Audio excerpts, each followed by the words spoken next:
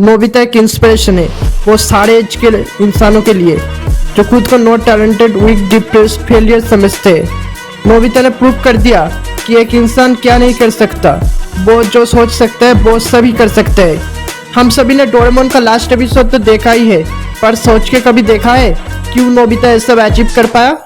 हाँ, वो सब बोलने से पहले नोबिता का स्टोरी को एक बार सुन लेते हैं। नोबिता भागते हुए घर आते और बोलते हैं, डोरेमोन मुझे वो दो जो उस वक्त तुमने दिया था। डोरेमोन हिलता ही नहीं। डोरेमोन नोबिता के सामने ही गिर जाता है। उसके बाद जब नोबिता डोरेमोन को फोन करता है तो वो जानता है कि उनका बैटरी खत्म हो चुका है और रोबोट की बैटरी उसके कान में लगाया जाता है, पर चूहों ने उनकी कान खाने की वजह से डोरेमोन को बैटरी नहीं लगाया जा सकता। बैटरी लगा भी दिया तो डोरेमोन को याददाश्त फिर से रीसेट हो जाएगा। नोबिता कहता है कि मैं डोरेमोन को फ्यूचर में ले जाऊंगा। रिमी कहता है कि डोरेमोन का बैटरी खत्म होने के कगार पे है, इस वक्त कभी भी तू टाइम मशीन को यूज नहीं कर सकते। रिमी कहता है कि हमें फ्यूचर डिवाइस के लिए वेट करना पड़ेगा। बात नोबिता पूरी तरह से टूट जाता है, वो रोने लगता है, अपनी यादों को वापस जीता है।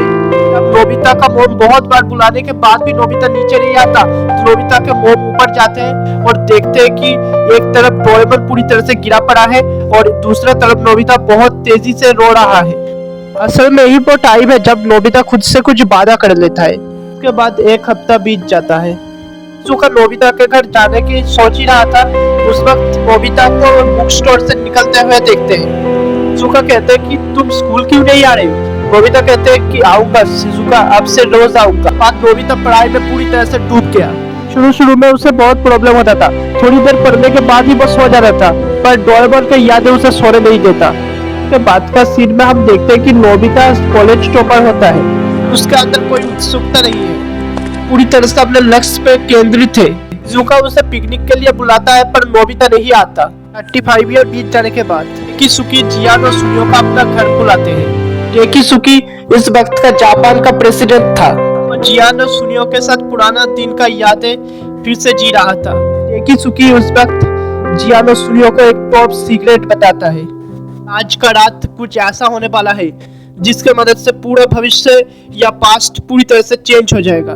इस रात नोबिता शिजुका को अपने लैब में बुलाता है। इस वक्त नोबिता एक बहुत बड़ा इंजीनियर बन गया था और शिजुका के साथ नोबिता का शादी भी हो चुकी थी। शिजुका लैब में आता है, वो कुछ ऐसा जानता है कि जो पूरी तरह से वो 35 साल तक नहीं जानता था। देखता है कि नोबिता डोरेमोन के ऊपर ही काम कर रहा था।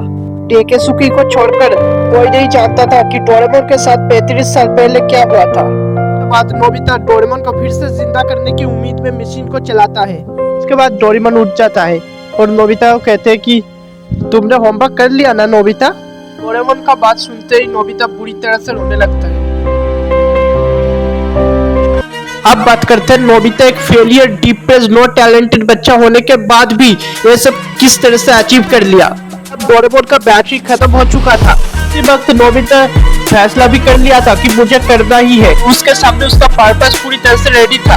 एक वजह थी जिसके वजह से नोबिता कभी सो नहीं पाया, सिर्फ पढ़ता गया। वो अपने काम के ऊपर ही, लक्ष्य के ऊपर ध्यान देने लगा। उसके लिए कॉलेज में फर्स्ट आना कोई बड़ी बात नहीं था, उसके लिए ज्ञान ही सब कुछ था, जिसके मदद से वो डोरेमोन को फिर से जिंदा कर सके। नोबिता का पर्पस ही था जो नोबिता को इस अचीवमेंट पाने में सबसे ज्यादा मदद किया।